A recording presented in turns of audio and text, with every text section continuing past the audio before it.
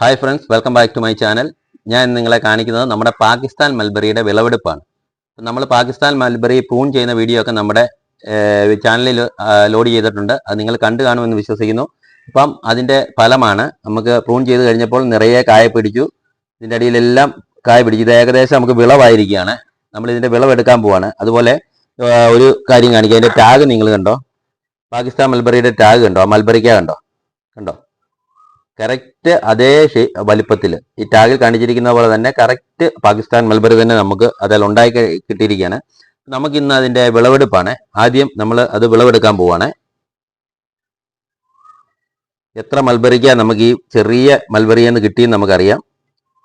1 2 3 4 5 6 7 8 9 10 11 12 മൽബറിക്ക നമുക്ക് വിളവെടുത്തിരിക്കുകയാണ്. അതുപോലെ ചെയ്ത് കണ്ട വീണ്ടും ചെറിയ പുതിയ മൽബറി ഇതിൽ ഉണ്ടായിക്കൊണ്ടിരിക്കുകയാണ്.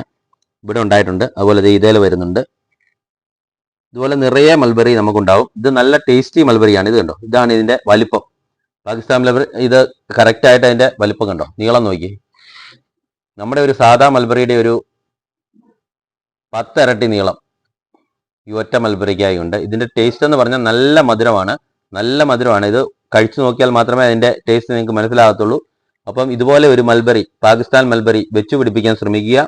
ഇതുപോലെ പറിക്കുക, ഇങ്ങനെ കഴിക്കുക. ബെസ്റ്റ് ടേസ്റ്റ് ആണ്, നല്ല മധുരമാണ്. അപ്പം വീണ്ടും പുതിയ വീഡിയോ ആയിട്ട് കാണാം. നമ്മുടെ വീഡിയോ നിങ്ങൾക്ക് ഇഷ്ടപ്പെട്ടാൽ ലൈക്ക് ചെയ്യാൻ മറക്കരുത്. ചാനൽ സബ്സ്ക്രൈബ് ചെയ്യാൻ മറക്കരുത്. വീണ്ടും പുതിയ വീഡിയോ ആയിട്ട് കാണാം. Bye bye.